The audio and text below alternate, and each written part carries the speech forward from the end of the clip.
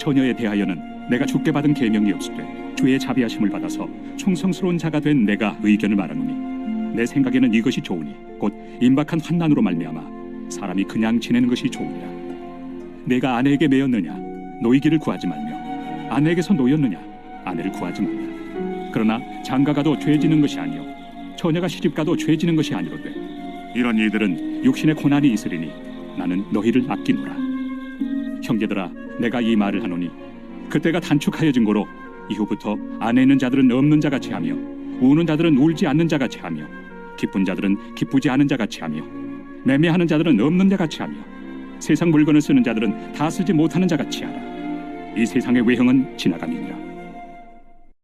지난 주간에 주신 말씀, 각 사람은 부르심을 받은 그대로 행하라. 이 말씀처럼 우리 주님께서 우리 각 사람, 이 자리에 계신 각 사람 여러분들에게 명하신 그대로 여러분들의 삶에 부르심을 받은 그대로 행하심이 있으셨는지요.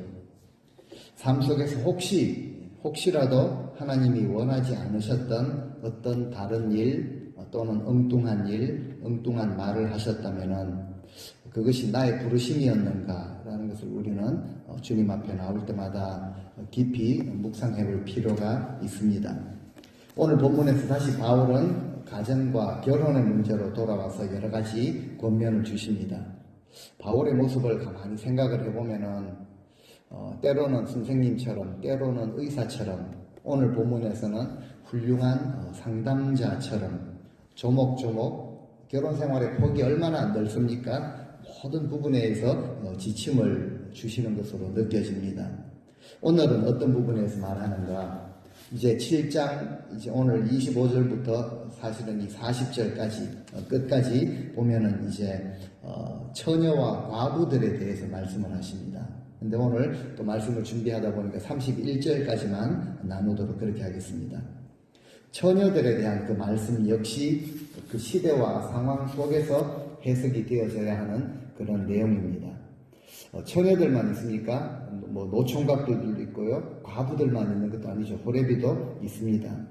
오늘날 그 현실과 조금 안 맞게 느껴질지도 모르겠습니다. 그래서 오늘 본문 7장 후반부의 본문을 건너뛰고 8장으로 바로 넘어갈까 이런 고민도 있었지만 모든 성경은 하나님의 감동으로 된 것으로 또 이 본문을 통해서 우리에게 주시는 교훈이 있음을 믿고 오늘 한 절 한 절씩 살펴보자 합니다. 25절 말씀 다시 한번 읽어보시겠습니다.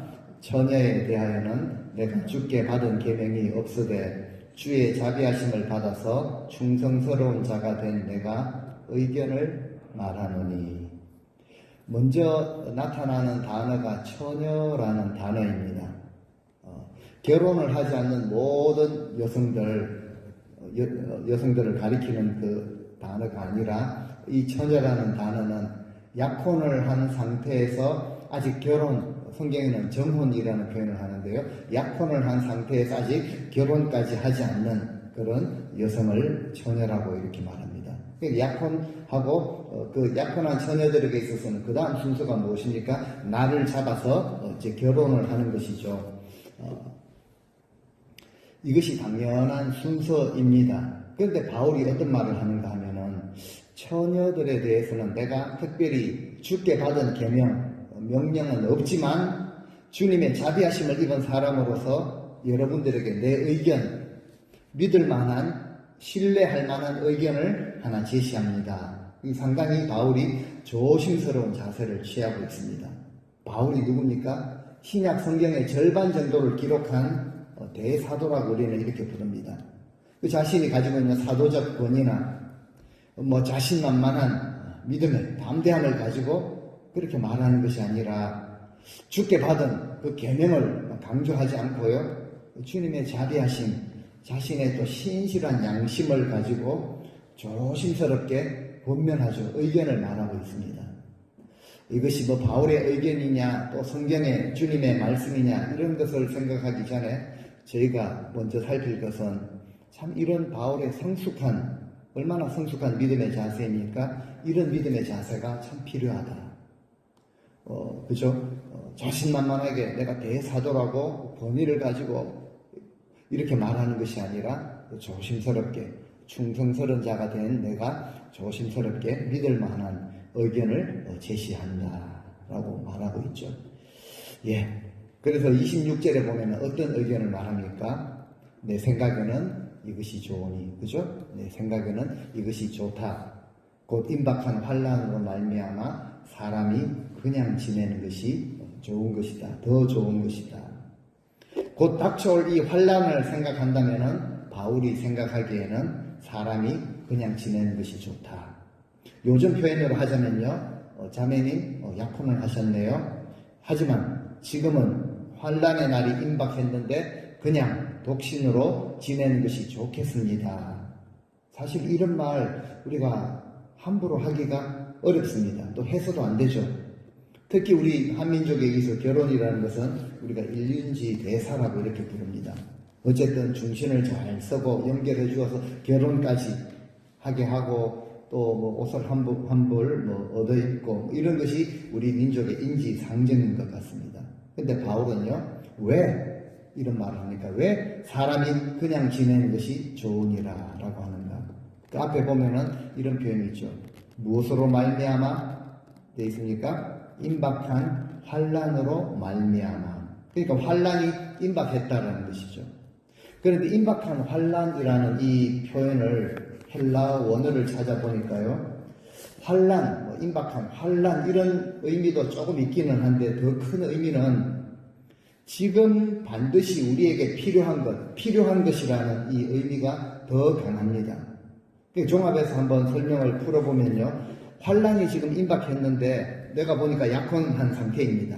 근데 지금 이런 상황에서 내게 반드시 필요한 것, 정말 더 필요한 것이 무엇인가?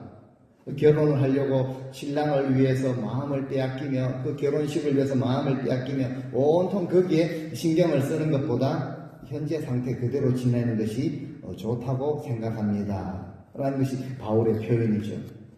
요즘도 그렇지 않습니까? 실상 더 중요한 것은 결혼 생활입니다. 결혼 후에 함께 남은 평생을 살아야 할 삶인데요. 젊은이들이 어디에 마음을 빼앗깁니까? 결혼식 당일 하루 준비하느라고 몇 개월, 몇 년을 집을 어디서 할까? 혼수는 어떻게 할까? 무엇이 필요할까? 결혼식장은 어디서 할까? 하객을 어느 정도 초대를 할까? 이런 것을 온통 마음을 빼앗깁니다. 더 중요한 그 후에 하루가 지나고 난 후에 결혼 생활에 대해서는 준비하는 이런 자세가 사실은 거의 없다는 것이죠. 오늘날 현실도 이러한데 바울의 생각으로 우리에게 권면하는 이것이 정말 우리가 깊이 생각해 보아야 할 문제입니다. 26절 같이 한번 읽어보시겠습니다. 내 생각에는 이것이 좋으니 곧 임박한 환난으로 말미암아 사람이 그냥 지내는 것이 좋으니라. 자, 이 표현을 가지고 결혼이 좋으냐 독신이 좋으냐 이런 문제를 말하려고 하는 것이 아니죠.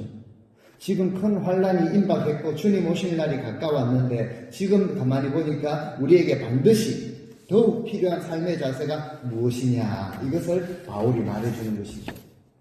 우리 다음 주에 나눌 말씀이지만 32절에 보면 이렇게 말씀하십니다. 바울의 마음에는요, 너희가 같이 읽습니다. 너희가 염려 없기를 원하노라. 장가가지 않은 자는 주의 일을 염려하여 어찌하여야 주를 기쁘시게 할까 하되. 그죠? 여기는 장가가지 않은 자. 또 장가도 가고 우리가 시집 가기 위해서 준비하는 것도 세상의 염려에 속한 것이 됩니다.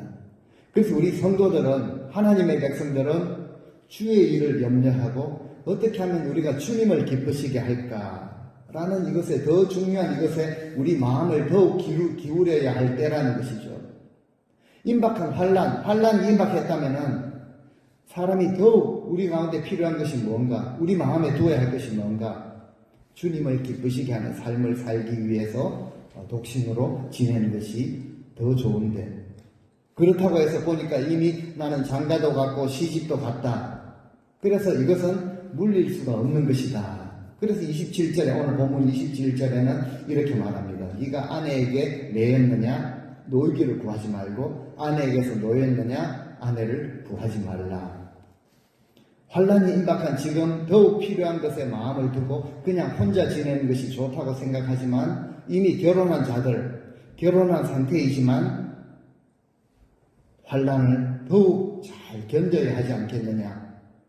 박해가 고통스럽다고 해서 신경 쓸 가족들이 있다고 해서 아내를 버리거나 남편을 버리는 일은 합당하지 않다. 지난주에 말씀 그대로죠. 부르심을 받은 그대로 결혼으로 부르셨다면 그대로 지내라.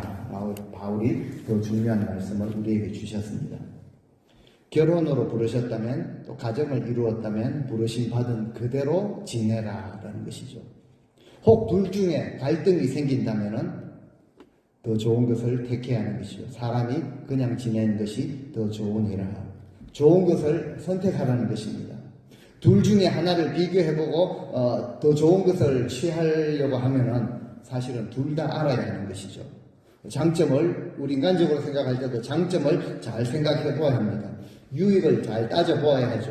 한쪽이 더 낫다라고 생각하면 그것을 우리는 택해야 하는 것입니다. 근데 대체로 우리 인간들은요, 한쪽은, 한 가지는 너무 잘하는데, 좋을 것 같아서 결혼을 했고, 그래서 좋은 것도 있었지만, 한편으로는 굉장히 얽매입니다. 온통 내 삶이 우리 가족 중심이고, 모든 목표와 모든 관심이 가족들에게 가 있습니다. 또, 오히려 결혼 생활을 통해서 아픔과 큰 상처를 얻기도 하죠. 그런데 우리가 성도들이 바른 한쪽을 잘 아십니까? 그냥 독신으로 지내면서 항상 주님의 일을 염려하고 내가 어떻게 하면 나를 구원하신 주님을 기쁘시게 할까라는 이것에 올인해 보신 또 이렇게 살아가는 경우를 사실 들은 적도 거의 없지 않습니까? 결혼을 했다면은 남편에게서 아내에게서 매여 있다면은 헤어지려고 하지 말아라. 그리고 남편이 아내에게서 놓였다면은 새로 얻으려고 하지를 말아라. 그래도 나는 약혼한 상태인데 시집은 가야 되겠습니다. 장가는 가야 되겠습니다. 성경은 맞다라고 말을 합니다. 장가를 가도 시집을 가도 죄를 짓는 것이 아니다. 괜찮다라고 또 말씀을 하십니다. 그 다음 28절을 보겠습니다. 그러나 장가 가도 죄 짓는 것이 아니고 처녀가 시집을 가도 죄 짓는 것이 아니로되 그런데요 뭐가 있다고요? 이런 이들은 육신에 고난이 있으리니 나는 너희를 아끼노라. 장가를 가도 시집을 가도 성경은 괜찮다. 죄 짓는 것이 아니다라고 말합니다. 하지만 이런 자들에게는 무엇이 있다고요? 육신에 고난이 있을 것이다. 바울이 이 말을요 내가 그래 한번 해보려면 해봐라. 너 고난 있을 것이라 겁을 주려고 하는 말이 아니죠. 어떤 마음으로요? 여러분들을 정말 사랑하고 아끼는 마음으로 분명한 진리, 사실을 바울은 말해주고 있는 것입니다. 바울의 마음이 무엇입니까? 아비의 마음인데요. 딸을 시집 보내는 아비의 마음이지 않겠습니까? 임박한 이 박해와 고난으로부터 성도들이 보호받기를 원하는 마음으로 정말 저들에게 지금 당장 절실히 진짜 필요한 것이 무엇인지를 깨달은 자로서 하는 말입니다. 참 어려운 표현이죠. 오늘날 시대에 맞지도 않는 표현이라고 생각할지 모르겠는데요. 무엇을 권합니까? 웬만하면은 독신으로 지낼 것을 권장합니다. 그냥 독신으로 있는 상태 그것이 좋은 것이 아니라 항상 주의 일을 염려하고 참 주님을 기쁘시게 하는 삶을 살아가는 이 삶을 더 나은 삶을 살아가도록 바울이 권면을 하고 있다는 거죠. 그런데 우리는 여전히 이 말씀을 듣다 보면은 왠지 나와는 맞지 않는 이 시대 지금 오늘날 시대와는 맞지 않는 내 상황과는 맞지 않는 말씀이다 라는 생각이 혹시 지금도 드실지 모르겠습니다. 근데 우리 주님의 말씀이기 때문에 조금만 더 깊이 생각을 해보시면요 이 환란의 문제라는 것은 신약 시대뿐만 아니라 모든 시대의 성도들이 하나님의 백성들이 겪었던 지금도 겪고 있는 현재의 문제다라는 것을 우리는 발견할 수가 있습니다. 다음 29절도 마찬가지이죠. 형제들아 내가 이 말을 하노니 어떻게 됐다고요? 그 때가 단축하여진 고로 이후부터 안에 있는 자들은 없는 자같이 하며. 여기 보면 때가 단축하여진 고로, 그러니까 바울이 보기에는요 지금 시간이 얼마 남지 않았다라는 표현입니다. 그런데 이 구절 역시 우리 마음에 지금 전혀 와닿지 않는 그런 분이 있을 수 있습니다. 왜냐하면 이 성경은요 2000년 전에 기록된 성경인데 2000년 전에도 신약 성경 당시에도 때가 얼마 남지 않았다. 2000년이 지난 지금도 여전히 때가 얼마 남지 않았다라고 인간적으로 그 연수를 계산을 해보니까요. 어떤 경우에는 전혀 마음에 와닿지 않을지 모르겠습니다. 그런데 이런 생각이 초대교회 때부터 있었다는 것이죠. 그래서 베드로 사도가 이렇게 이야기합니다. 주님의 재림 다시 오시는 그날은 참 더디다라고 생각하는 자들에게 분명한 진리를 말하고 있죠. 베드로서 3장 8절입니다. 사랑하는 자들에게 하는 말인데 같이 읽겠습니다. 베드로 후서 3장 8절의 말씀을 제가 읽어드리겠습니다. 사랑하는 자들아 주께는 하루가 천년 같고 천년이 하루 같다는 이 한 가지를 잊지 말라. 그렇죠? 주님께 있어서는 하루가 천년 같고 천년이 하루 같다라는 이 진리, 이 진실 한 가지를 잊지 말아라 라고 그렇게 말하고 있습니다. 주님의 마음을 보여주시는 것이죠. 우리 하나님은 죄인들이 회개하고 돌아오기를 우리 생각에는 엄청난 그 긴 천년 이것을 하루같이 여기시며 그러니까 간절히 기다리신다는 것이죠. 잃어버린 자들이 회개하고 돌이키고 그 길에서 돌이키고 주님께 돌아오기를 이렇게 기다리시는데 사람들은 생각하기를요 주님의 재림 지금 내가 고통 중에 있는데 언제 오시는가 이제 곧 오시리라고 했는데 하루를 기다리면서 천년같이 여겨질 정도로 더디게 생각을 했던 것이죠. 하나님의 뜻은 우리를 심판하는 것에 있지 않다라는 그 마음을 보여주시는 것이죠. 그렇다면 하나님의 마음이 그랬다면 저부터 우리 모두는 벌써 심판을 받았어야 했습니다. 그런데 하나님 마음은요 우리가 다 회개하고 구원받기를 원하시는 것이죠. 그러니까 천년을 하루같이 그렇게 기다려주신다. 하루를 천년처럼 그렇게 기다려주신다. 그래서 심판을 미루고 계시다라는 것이죠. 그렇습니다. 주님께서 오늘 저녁에, 오늘 오후에 어디 집에 계시다가 아니면 또 어떤 일을 보시다가 주님께서 오늘 오후에 오시든지 내일 오시든지 아니면 지금부터 수백 년, 천년이 더 지난 다음에 오시든지 무슨 상관이 있겠습니까? 이 땅의 모든 것이 다 사라지고 모든 것이 변화되고 종말이 임하고 주님이 오셔서 하나님의 나라가 이루어진다면 그 때가 그 날이 그 시간이 오늘이 되든 내일이 되든 천년 뒤가 되든 우리는요 그때를 준비해야 하는 것은 변함이 없는 것이죠. 내일 주님이 오신다면은 이것을 우리가 확실히 알고 있다면은 오늘부터라도 정신 차리고 교회 나와서 기도하며 바로 살고 아직 천년 뒤에 오신다면 아직은 아니구나. 아직은 내 마음대로 내 뜻대로 엉망으로 살아도 되겠는가? 그렇지 않다라는 것이죠. 주님이 지금 오늘 오후에 오신다고 할지라도 우리는 주님을 맞이할 수 있도록 준비하는 삶을 살아가야 된다는 거죠. 그래서 바울이 지금 하는 말이 그것입니다. 오늘 성경에 주님의 재림이 지금 임박했고 환란의 때가 되었는데 이것을 분명하게 보니까요 더 좋은 생각을 우리에게 말하고 있죠. 내 생각에는 정말 겸손하고 조심스럽게 말합니다. 처녀들이라고 할지라도 약혼을 했다고 할지라도 독신으로 사는 것이 더 낫다고 생각한다. 조심스럽게 말하는 것이죠. 뭐 결혼을 해야 되냐 독신으로 지내야 되냐 이런 것이 더 중요한 것이 아니라 오늘 말씀을 통해서 오늘 본문을 통해서 우리 성도님들은 정말 우리가 주님 오실 날을 확실히 믿고 그 날을 기다리며 살아가는 예수 그리스도의 신부들이 아닙니까? 우리 성도들은 정말 주님이 다시 오시는 그날에 후회하지 않도록 우리 삶을 믿음으로 살아내야 한다는 거죠. 나는 믿음이 있다고 생각을 했는데 그날이 되어보니까 진짜 이것은 구원받을 만한 진짜 믿음이 아니어서 닫혀버린 천국 문 앞에서 슬피 울며 이를 가는 일이 없도록 우리는 교회 다니면 다 이렇게 구원받았다고 쳐주지만 주님의 표현에 의하면요 뜻하지 않게 이런 일이 있다라고 주님이 말씀을 하십니다. 천국 문은 이미 닫혀버렸고 다 기다리는 자들이었습니다. 등불을 준비하지 않았다가 문이 닫혀버렸고요. 거기서 슬피 울며 이를 가는 이런 일이 일어나지 아니하도록 지금 이 환란이 임박한 이때 현재 오늘 당장 그 날을 준비하는 믿음으로 살아야 한다는 것이죠. 혹시 우리 성도님들 지금 여러분들 삶에 어려움과 아픔과 환란, 고통이 있습니까? 걱정, 염려가 있습니까? 현실은 누구나 어렵습니다. 누구나 무거운 짐을 지고 가고 아픈 부분이 있고요. 고통스러운 그 무거운 짐이 있습니다. 그런데 지금의 고난이요. 우리는 성도들이라면 우리에게 유익할 수 있다는 거죠. 오히려 이 고난을 통해서 나의 영적인 현 주소를 점검할 수 있기 때문에 다윗도 시편 119편 71절에 이런 말을 하십니다. 같이 읽겠습니다.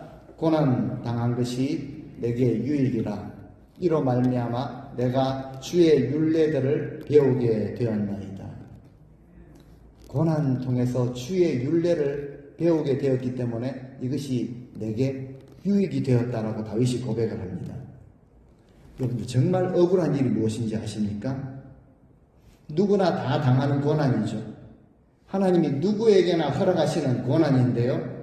그리고 나도 지금 그 고난을 받고 있는데 이 고난을 통해 가지고 주의 율례를 배우기는커녕 왜 나에게 이런 고난을 주시는가? 왜 나만 이런 환난을 당해야 합니까? 이런 원망 불평하다가 진짜 고난이 주는 유익을 전혀 배우지 못하는 모습, 사람의 종이 되어가지고 누구는 어떻고 누구는 어떻고 이렇게 하다가 진짜 유익을 다 놓쳐버리는 모습, 이것이 정말 억울한 일이 될 것입니다. 그리고 우리에게는 영적 손해가 된다는 거죠. 지금 내가 당하는 이 환난이 내게 유익이 되지 못하고 주의 율례를 배우지 못해서 주님을 기쁘시게 하는 이 경건한 삶을 살고 있지 못하다면은 앞으로 이 대환란, 엄청난 핍박과 환란이 온다면 그때 어떻게 견디겠느냐? 견딜 방법은 없습니다. 그때 가면 잘하리라 거짓입니다. 대부분 사람들이 그때 어떻게 되겠지라고 생각하는데 맞습니다. 그때 어떻게 될 것입니다. 그래서 지금 우리는 우리 삶에 주어지는 이 환난과 고난을 믿음의 눈으로 잘 보시고 잘 해석을 하셔야 됩니다. 시험에 걸렸던 그때 넘어지는 자가 아니라 왜 하나님이 나에게 이런 고난을 허락하셨는가를 깨닫고 이것을 잘 견뎌 나가시고 이것이 나의 신앙의 유익이 되는, 그래서 주님을 더욱더 기쁘시게 하는 삶으로 연결이 되는 이런 유익을 얻으시는 우리 성도님들 되시기를 바랍니다. 나는 앞으로 어떤 시험과 어떤 환난, 핍박이 온다고 할지라도 흔히 우리가 종교성 표현이 아니라 정말 주님 나의 구원자가 되어주셔서 주님 한 분으로 만족합니다. 충분합니다라는 고백. 나를 하나님이 위에서 부르셨기 때문에 그 부르심을 받은 그대로 하나님과 함께 사는 삶, 우리 주님 안에 가는 삶, 주님과 동행하며 살기를 원합니다. 라고 고백하실 수 있는 우리 성도님들 되실 수 있기를 바랍니다. 때가 지금 얼마 남지 않았기 때문에 이제부터 안에 있는 자들은 없는 자같이 하며, 마지막 30절, 31절에 또 여러 가지 경우가 나오는데요. 같이 읽습니다. 우는 자들은 울지 않는 자같이 하며, 기쁜 자들은 기쁘지 않은 자같이 하며, 매매하는 자들은 없는 자같이 하며, 세상 물건을 쓰는 자들은 다 쓰지 못하는 자같이 하라. 이 세상의 외형은 지나감이니라. 안에 있는 자는 없는 자처럼, 슬퍼 우는 자들은 더 이상 슬픈 일이 없는 것처럼, 기쁜 자들은 더 이상 기쁘지 않은 것처럼, 가식적으로 살라는 말이 아니죠. 물건을 사고 가지고 있는 자는 아무것도 없는 자처럼 그렇게 살라라고 이렇게 권면을 하십니다. 허세를 부리고 좀 괜찮은 것처럼 살아라 이런 뜻이 아니라 왜 바울이 이런 말을 합니까?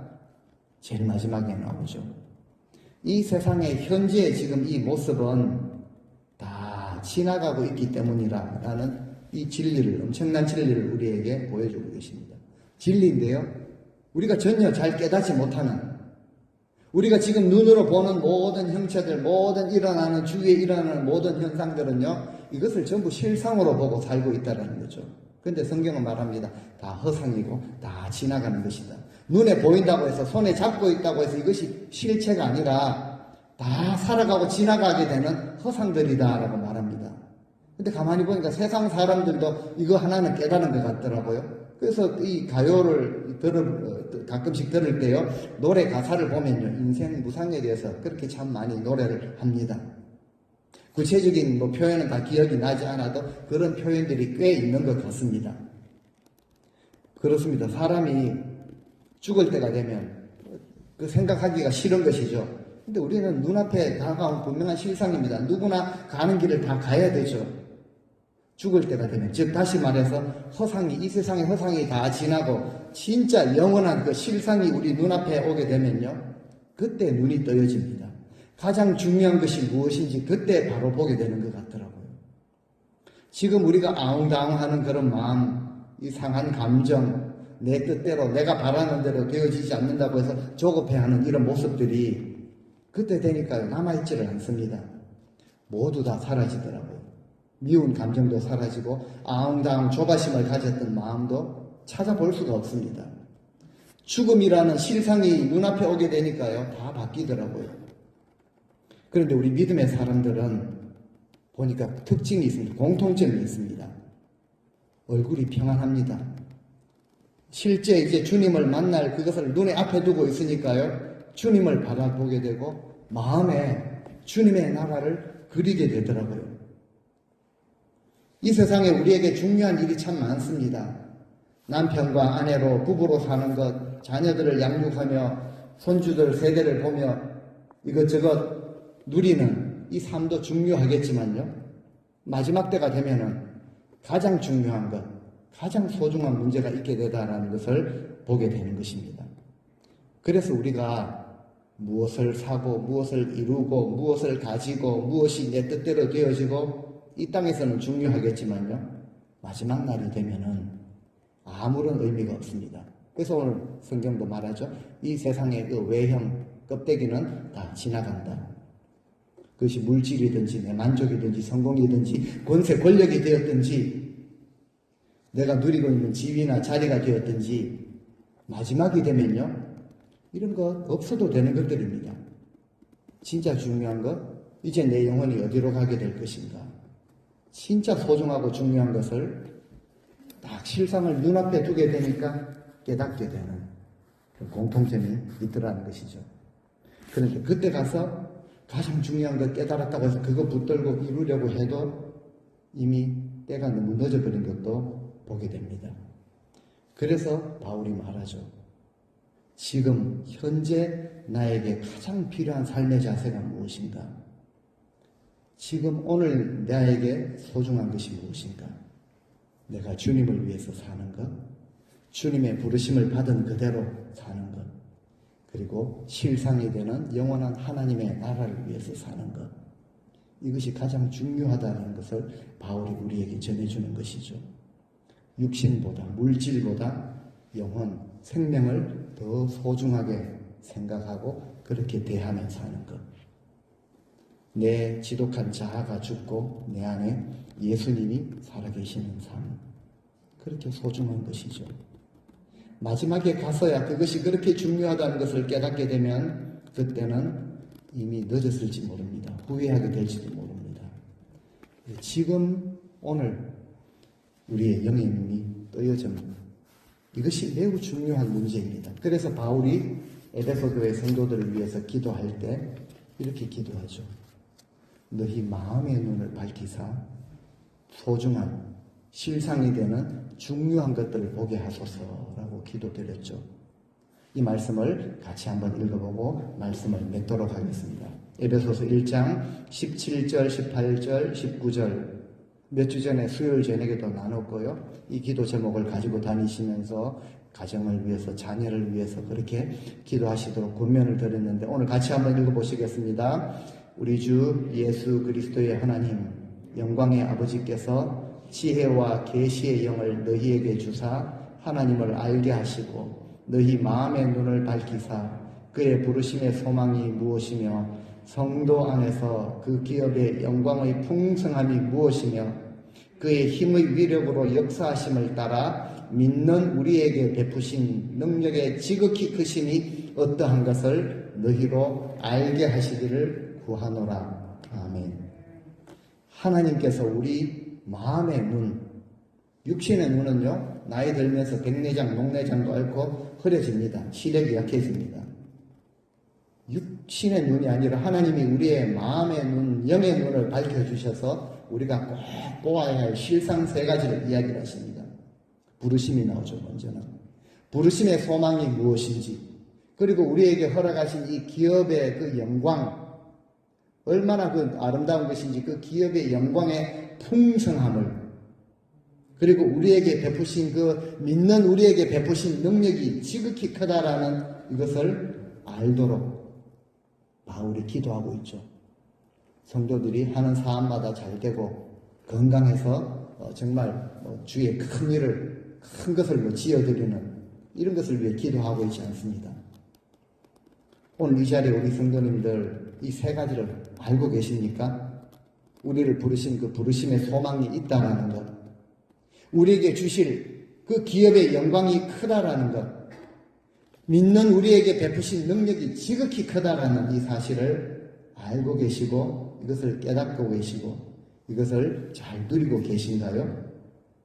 깨달은 자들은 이 더 중요한 것, 소중한 것 붙들고 남은 인생을 살게 될 것입니다. 지금 우리 안에 염려가 있습니까? 있죠. 누구나 다 가지고 있는 것입니다. 혹시 내가 가진 것, 시간이나 물질이나 이 에너지나 꿈, 내가 이거 다 이루지 못하고 다 쓰지 못하면 아까워서 어떡하나, 이런 염려가 있지는 않으신가요?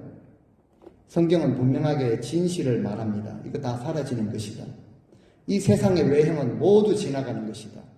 그것이 큰 집이 되었든지 아주 고급 차가 되었든지 가지고 있는 그런 엄청난 것이 되었든지 모두가 다 지나가는 것이라고 실상을 우리에게 말하고 계십니다.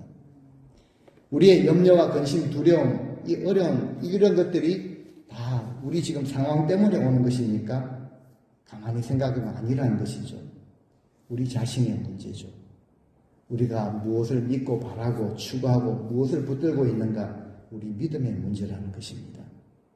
진짜 주님이 나와 함께 하심을 믿고 있다면, 그리고 하나님의 나라가 속히 반드시 임한다는 것을 믿으면은 우리가 어떻게 적어도 세상 것 가지고 먹고 사는 문제, 입는 문제 가지고 누리는 문제 가지고 염려하며 근심할 수 있겠습니까? 우리가 진짜 염려해야 되는 것은요, 이것을 깨닫지 못하고 있다, 잘 믿어지지 않고 있다, 이런 것 가지고 정말 염려해야 되는 것이죠. 진짜 깨달아진다면은 염려하지 않을 것입니다. 지금 내가 주님의 나라와 하나님 나라를 바라보지 못하고 있다면, 주님 한 분으로 만족합니다, 충분합니다라는 확신이 없다면 우리는 이렇게 기도해야 됩니다. 정말 앞을 내가 못 보는 맹인과 같은 심정으로 주님, 내 영의 눈을 뜨게 하여 주옵소서라고 기도하고 구해야 합니다. 부르심의 소망, 이것을 보게 하소서. 우리가 누리게 될, 그리고 소망을, 부르심을 잘 이루어드렸을 때 우리가 누리게 될 그 기업의 영광, 풍성한 것을 보게 하여 주옵소서. 우리에게 베푸신 능력이 강력한 능력이다라는 것을 보게 하여 주옵소서. 그래서 우리는 영의 눈을 뜬 자로서 주님께서 우리를 부르신 그대로 행하며 우리의 소명을 이루어 가셔야 합니다. 우리 안에 계시는 주님을 보게 하옵소서. 나의 눈을 열어 주옵소서.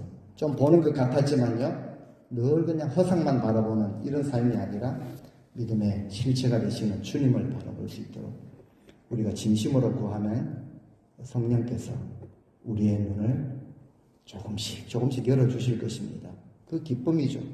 진리를 알게 되는, 영원한 것을 바라보고 세상의 것이 시시하게 보이는 이것이 은혜입니다. 이것이 앞으로 우리 삶에 엄청난 영향을 미칠 것입니다. 어려움, 환난, 더 큰 것이 올 수도 있습니다. 하지만 우리 영의 눈이 떠여지고 확신을 가지고 있다면 주님께서 놀라운 일을 우리 삶에 행하실 것입니다.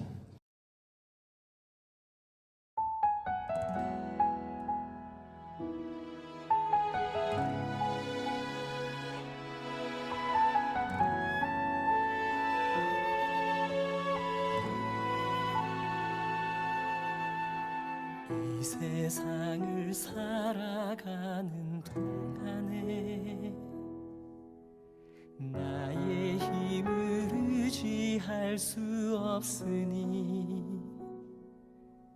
기도하고 낙심하지 말 것은 주께서 참 소망이 되심이라.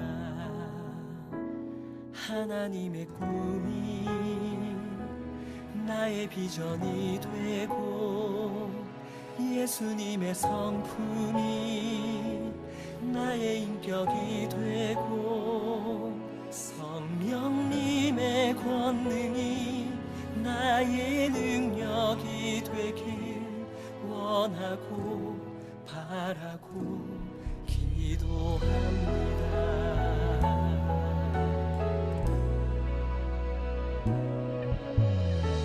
세상을 살아가는 동안에 나의 힘을 의지할 수 없으니 기도하고 낙심하지 말 것을 주께서 참 소망이 되시니라. 주의 길을 걸어가는 동안에 세상에 거두지할 수 없으니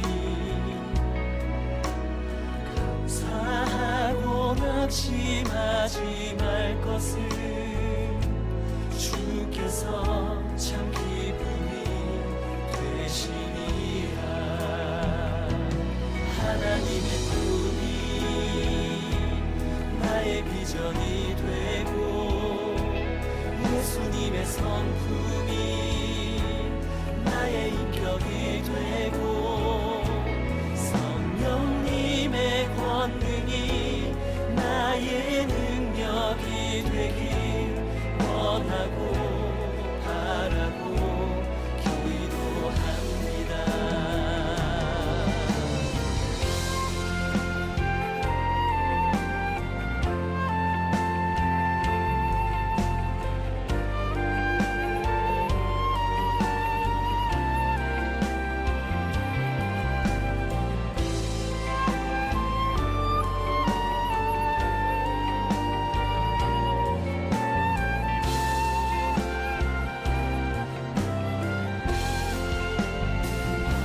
하나님의 꿈이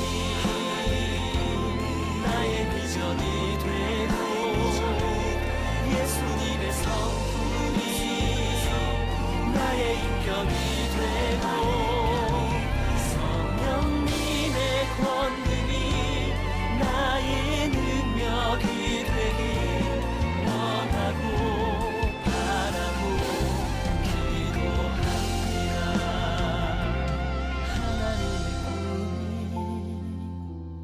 나의 비전이 되고 예수님의 성품이 나의 인격이 되고 성령님의 권능이 나의 능력이 되길 원하고 바라고 기도합니다.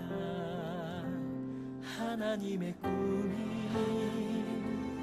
나의 비전이 되고 예수님의 성품이 나의 인격이 되고 성령님의 권능이 나의 능력이 되길 원하고 바라고 기도합니다. 원하고 바라고 기도합니다.